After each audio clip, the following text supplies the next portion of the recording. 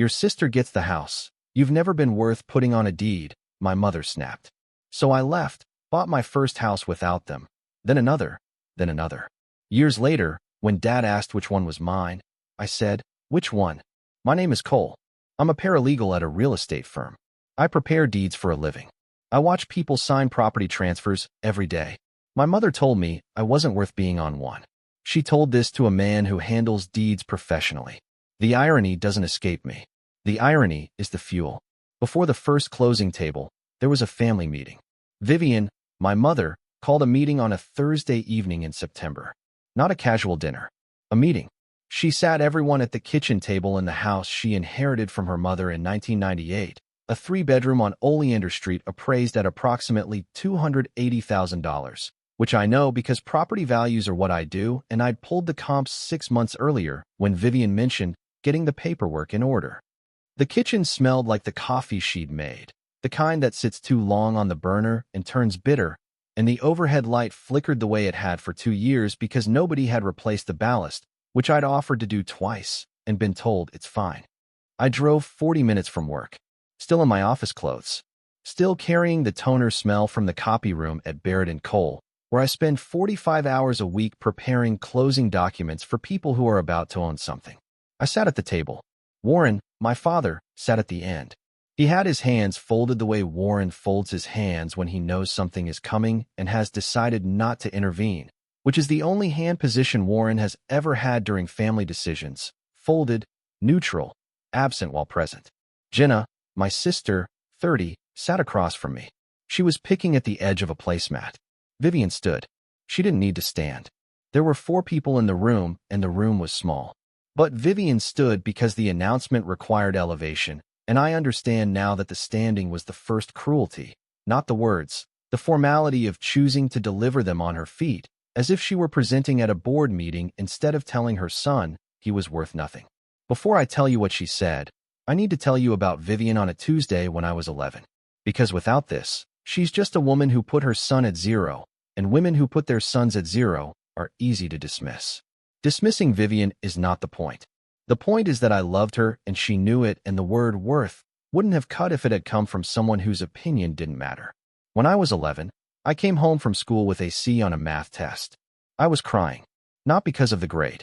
Because Mr. Henderson had held it up in front of the class and said, "This is what happens when you don't study." And 3 kids laughed, and I spent the rest of the day swallowing something that tasted like pennies. Vivian was in the kitchen. She took the test, looked at it, put it on the counter. She said, "Mr. Henderson is an idiot. You're not AC.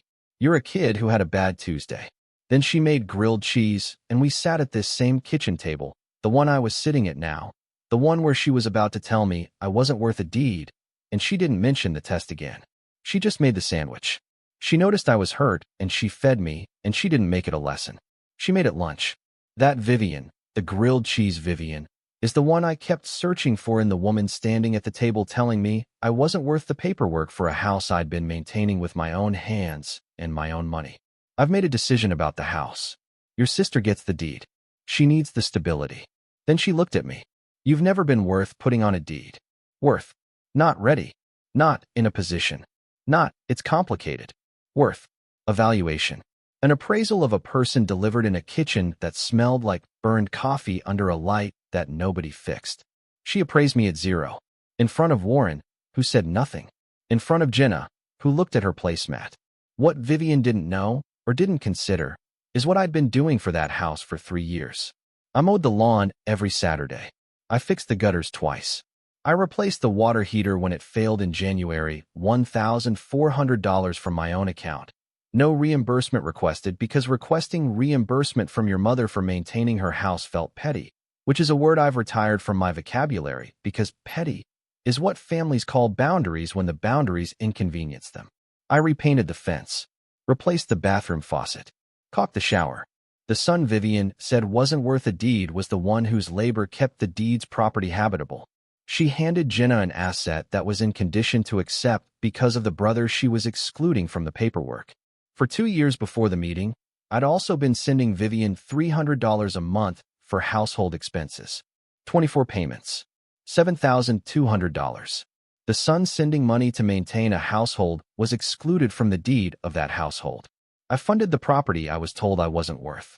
Through Aunt Lorraine, I learned later that Vivian's logic was gendered. Boys leave. Girls stay. The house stays with the daughter. Her mother gave it to her under the same reasoning. It wasn't malice. It was tradition, a woman protecting her daughter with the only asset she had. I understand the motivation. I understand fear that has roots in something real. But understanding motivation doesn't undo the word worth. Comprehension is not forgiveness. Both can exist in the same sentence, and they do. The lifetime ledger. I ran it later, at my desk, the way a paralegal runs numbers, forensically. Jenna received. House deed, $280,000. Car at 18, $7,200. Wedding fund, $22,000. Co-signed student loans, $34,000. Apartment deposit help, $3,800. Total family investment in Jenna, $347,000. Cole received, $0. I paid for my own car, $3,400. My own apartment, $1,200 deposit. My own education, student loans, $41,000, still paying. Plus the $7,200 I sent home. Plus the $1,400 water heater. Net family position, Jenna is positive $347,000. I am negative $8,600 if you count what I gave. The gap has 6 digits. The gap has a name. The name is worth. Through Lorraine, I also learned Jenna didn't ask for the deed. Vivian decided alone. Jenna was surprised at the meeting. Her face wasn't triumphant. It was uncomfortable. She looked at me once during the announcement, then looked away. She took the deed because it was offered. She didn't campaign for it. Vivian was the architect. Jenna was the beneficiary who didn't draw the blueprint. That distinction matters. It doesn't change the outcome, but it matters.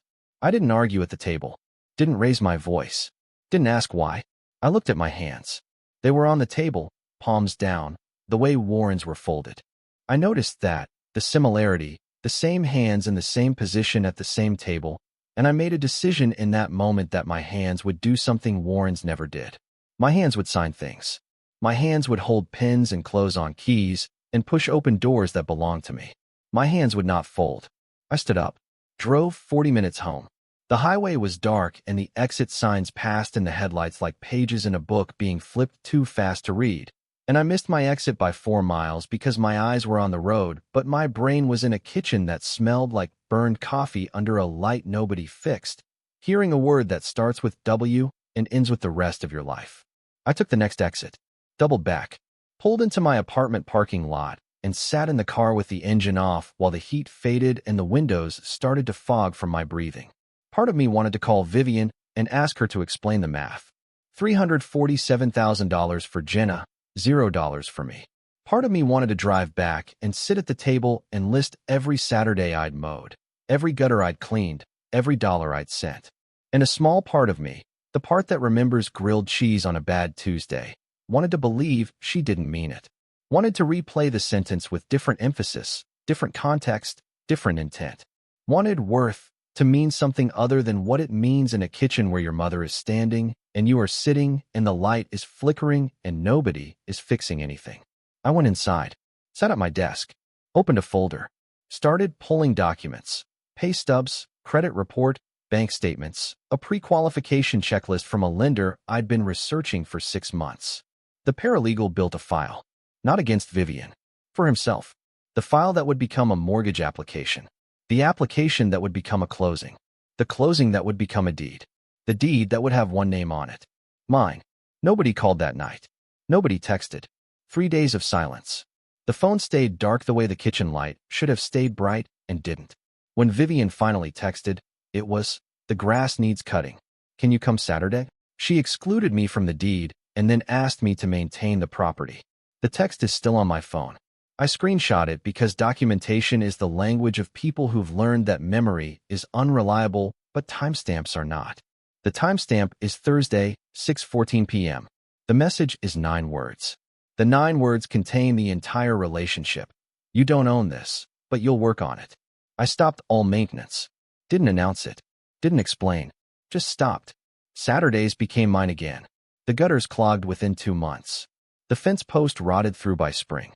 The water heater I installed developed a slow leak that nobody noticed for 4 months because nobody in the family knows how to check a water heater except the son, who wasn't worth a deed. The house Vivian gave to Jenna started losing the thing that kept it livable, which was me, and neither of them noticed until the gutters overflowed during a rainstorm and the water pooled by the foundation, which is the kind of damage I would have prevented if I'd been there. But I wasn't there because I was at my apartment building a mortgage file and eating cabbage. I stopped the $300 monthly payments too. Redirected $300 per month into a savings account at a bank Vivian doesn't know about and an account she has no access to. The money I'd been sending home became the first layer of the first down payment. Vivian's household subsidy became Cole's housing fund. The redirect is the revenge, and the revenge doesn't have a villain. It just has a spreadsheet. Closing table 1. 14 months after the meeting. I'm 26.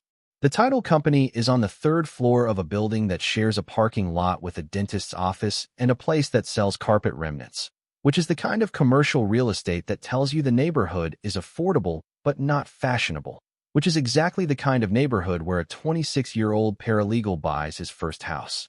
The office smells like new carpet, which is ironic given the carpet remnant store below and the specific administrative neutrality of a room designed for one purpose: signatures.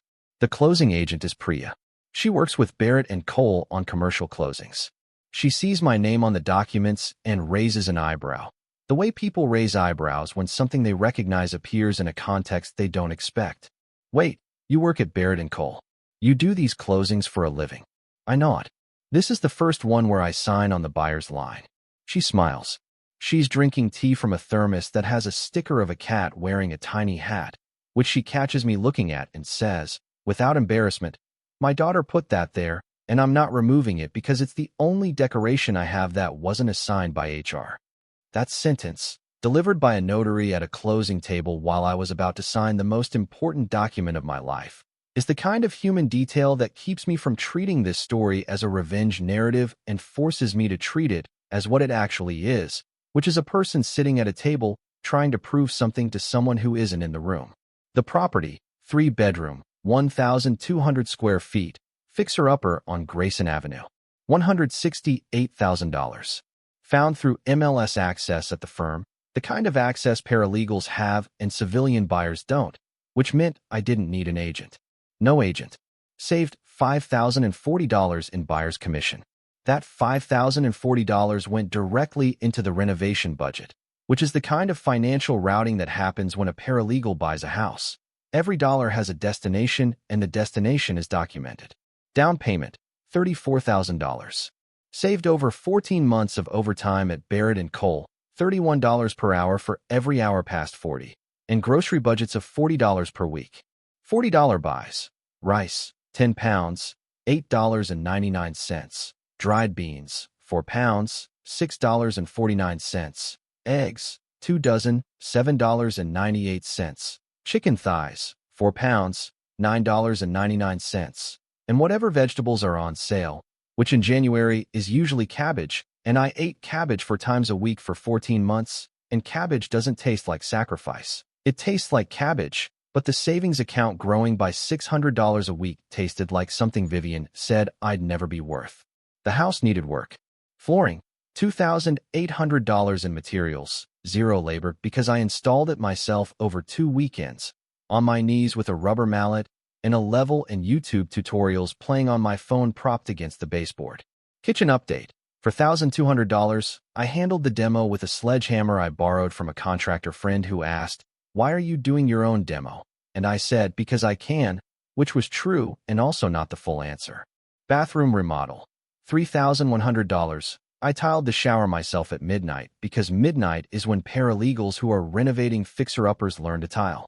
And the grout lines aren't perfectly straight, but the grout lines are mine, and they're on a wall in a house I own, and that's a sentence Vivian never expected me to say.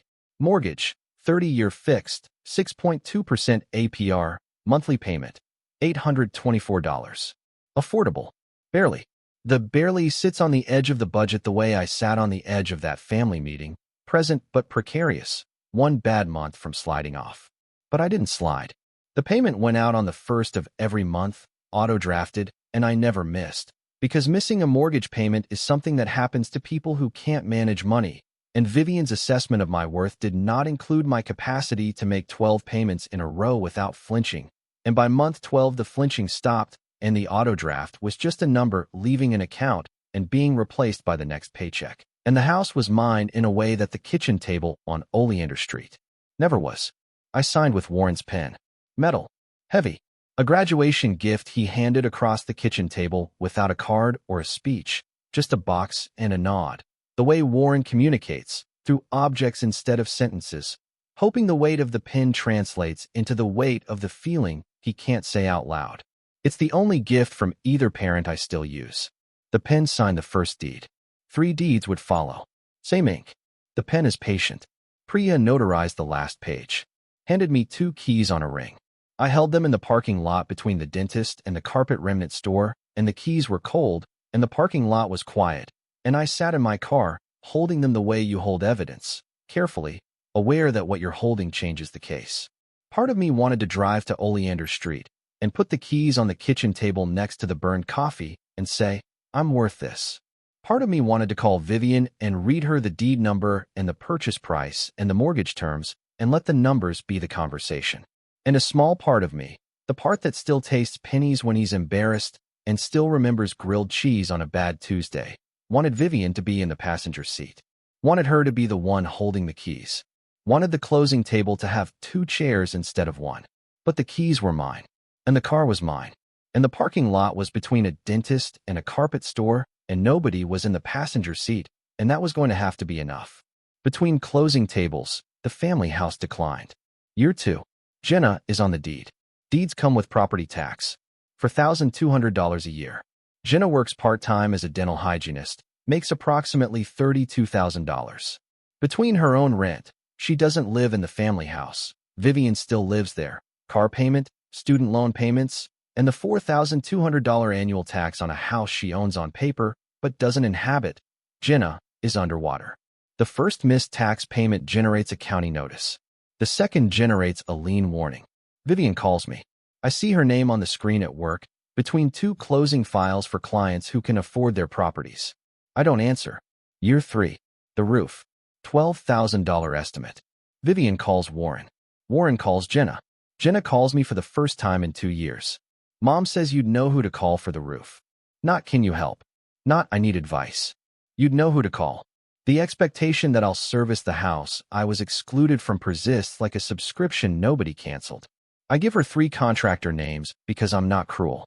I don't pay. I don't visit. The roof gets a patch from the cheapest guy. $3,800. It'll last 3 years if they're lucky and the wind cooperates.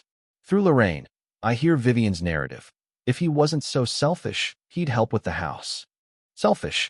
The son who maintained the house for 3 years spent $1,400 on a water heater, sent $7,200 in household money. Selfish, because he stopped subsidizing a property he was told he wasn't worth. Vivian's math requires me to fund what she excluded me from. The equation only balances if I pay and ask nothing. I stopped paying. The equation broke. She calls that selfish. I call it arithmetic. Closing table 2. I'm 29. Barrett and Cole's office. A foreclosure notice crosses my desk. It's not unusual. Foreclosure documents come through real estate firms the way weather comes through a window, constantly, unremarkably. But this one, 3-bedroom duplex on Mercer Lane. Previous owner defaulted on a $240,000 mortgage. Bank listing, $214,000 to move it fast. I know the neighborhood. I'd done a closing there 8 months prior. I know the comps. I know the condition. I ran the numbers at my desk during lunch. Eating a sandwich from home because $6 restaurant lunches times 260 work days is $1,560 I'd rather put toward a closing. The duplex math. Live in 1 unit, rent the other. Rental income at market rate, $1,450 per month. Mortgage payment on $214,000 at 5.8%, $1,660 per month. The rental covers 87% of the mortgage. My out-of-pocket, $210 per month for housing. Less than a phone bill. The duplex was a machine that almost paid for itself. I submitted an offer the same afternoon. No agent. My own purchase agreement. drafted using contract templates I work with daily. Negotiated $8,000 in closing cost credits by identifying title clouds the bank wanted cleared quickly, the kind of leverage a paralegal spots that a civilian buyer misses because the paralegal reads the title commitment the way other people read menus, looking for what's hidden behind the formatting. The closing agent was different this time. Not Priya, a man named Ross who wore a tie clip and didn't make small talk. Warren's pen. Same pen. Second deed. Same ink. The signature didn't feel like the first one. The first one was proof. The second was pattern. One house is a purchase. Two is a portfolio.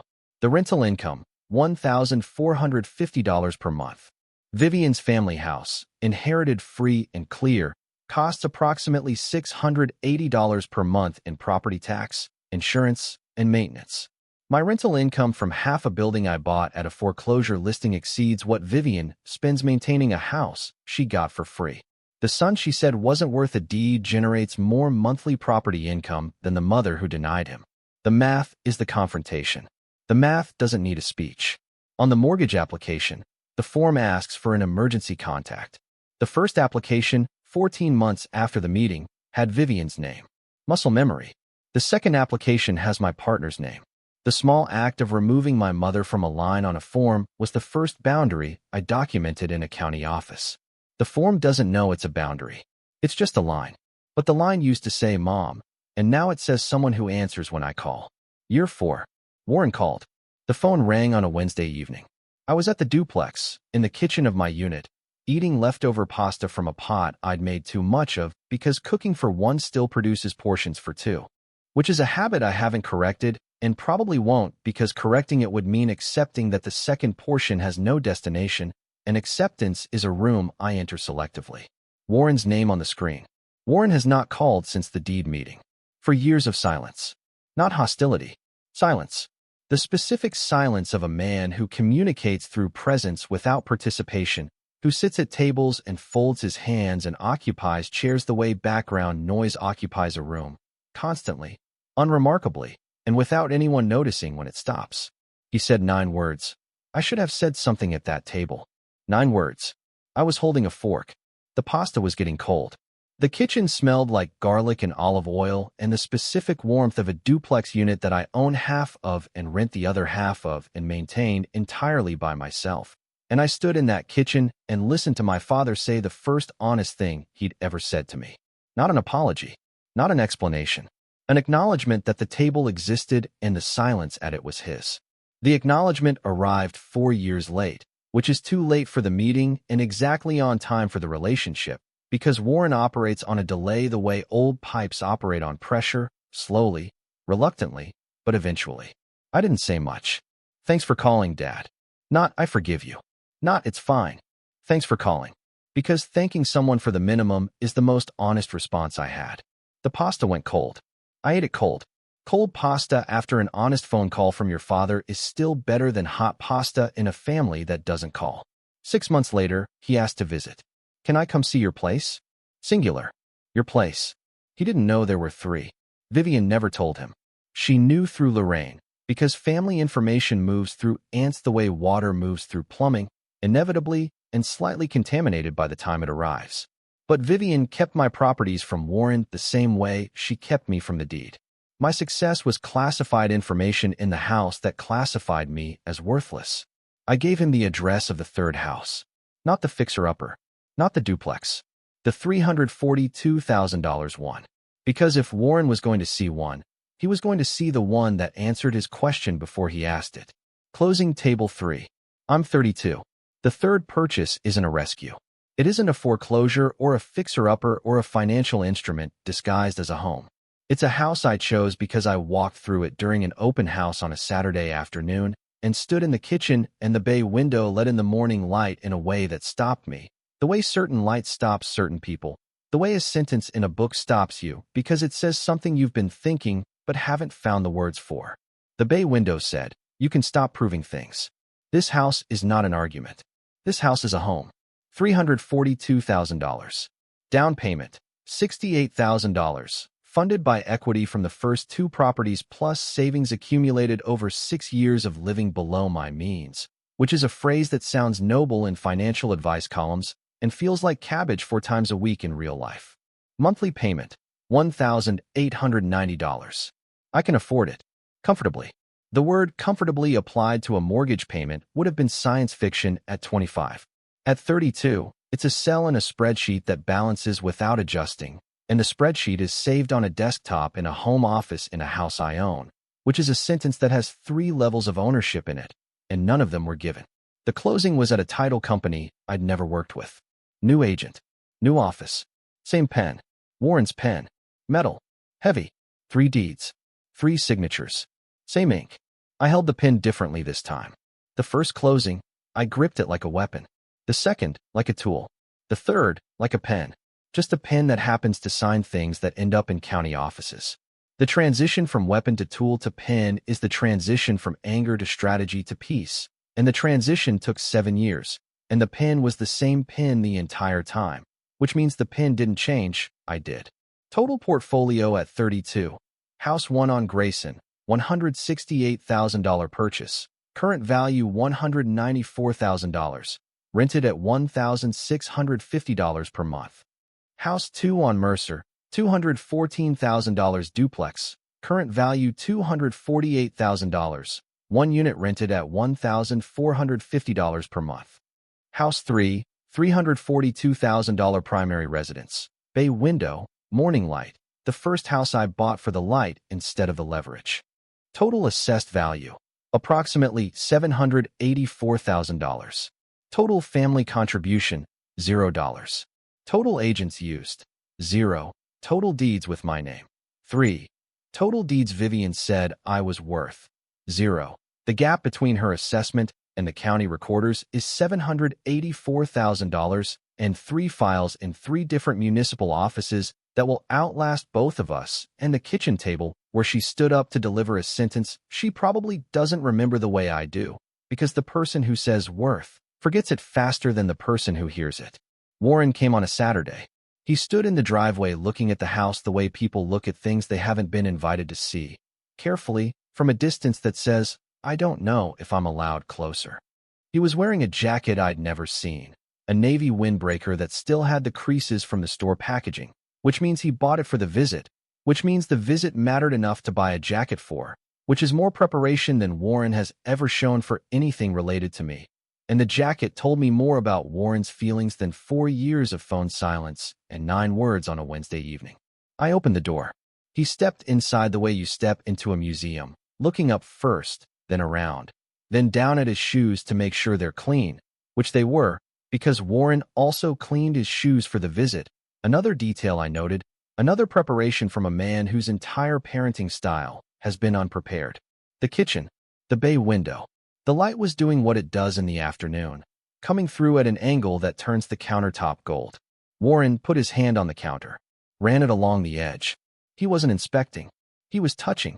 The way you touch things when you're trying to understand that they're real, that they belong to someone you know, that the someone is the son you sat across from at a kitchen table 6 years ago and said nothing while his mother said worth.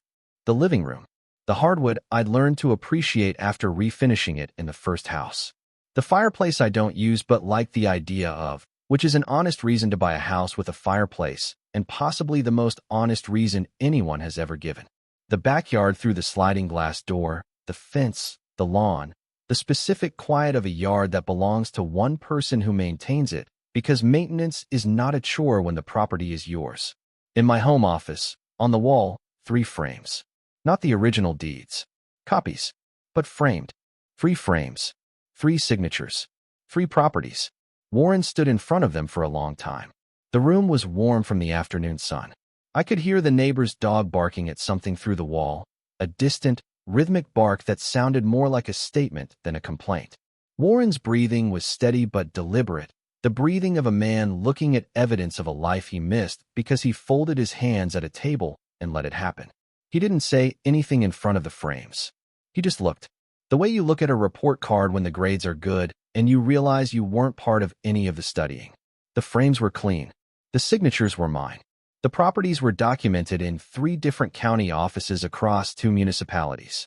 Warren was looking at 7 years of decisions he wasn't consulted on, wasn't informed about, and wasn't needed for. The frames didn't need his approval. They were already on the wall. Back in the kitchen. Coffee. The bay window. Warren holding the mug I'd poured with both hands. The way people hold warm things when they're cold inside. He looked around the kitchen one more time. The island. The range. The window that made me buy this house because it let in light that looked like it belonged here. He said, "So which one is yours?" "Which one?" Singular. As if the 3 frames in the office were decorative. As if a man standing in a $342,000 house who just walked past 3 frame deeds is asking about a single property. I looked at him, poured my own coffee, took a sip before answering because some answers deserve a pause the way some deeds deserve a good pen. Which one? 2 words. A question answering a question. The silence after filled the kitchen the way the afternoon light filled it through the bay window, completely, warmly, and without any intention of leaving. Warren's hands went to his pockets. He looked at the window. He looked at the coffee. He looked at the counter his hand had touched. He didn't have a follow-up. Because there isn't one. The answer was 3 and the question assumed 1, and the gap between those numbers is 6 years and $784,000 and a sentence his wife said at a kitchen table that he sat through with folded hands. And the hands are in his pockets now. And I don't know if that's different or the same, but the coffee is warm and the house is mine, and that's what I know for certain. Jenna called in October. 6 months after the 3rd closing. Not about the roof. Not about the taxes. She said, "I didn't ask for the house. You know that, right?" I was in the kitchen. The bay window light was fading. I said, "I know you didn't ask. Then, but you didn't refuse." The line was quiet. Her breathing on the other end sounded like Warren's, steady, deliberate, the breathing of someone choosing words from a shelf that doesn't have many options left. She said, "No, I didn't." The call ended there. Not with anger. With accuracy. Through Lorraine, the family house property tax is $6,800 in arrears. The patch roof is leaking in the guest bedroom. Vivian is still there. Jenna is still on the deed. Nobody is maintaining anything. The house Vivian gave away is the house nobody can keep. My first house, the fixer-upper I bought at 26, has appreciated $26,000 in 6 years. The house I was told I wasn't worth is losing value. The house I bought for myself is gaining it. Property values don't lie. They just appraise. Vivian hasn't visited. 6 years. 3 properties. 3 deeds filed in 3 county offices. She knows they exist through Lorraine. She's never asked for an address.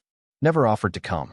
The woman who decided her son wasn't worth putting on a deed has also decided he's not worth driving to. I haven't invited her either. The mutual absence is the relationship's current state. Documented, permanent, filed. The pen is in the drawer. Top drawer of my desk in the home office, next to the 3 framed deed copies. Warren's pen. Metal. Heavy. It signed 3 deeds in 3 different title company offices across 7 years. The pen doesn't know it was a graduation gift from a man who never told his son he was worth anything. The deeds don't know either. The county recorder's office doesn't care. But the pen is in a drawer, in a desk, in a house I own, next to copies of 3 documents my mother said I wasn't worth. And the ink still works. If you've ever been told you weren't worth something and then built it anyway, I'd read your story. Drop it in the comments. Subscribe if this one hit.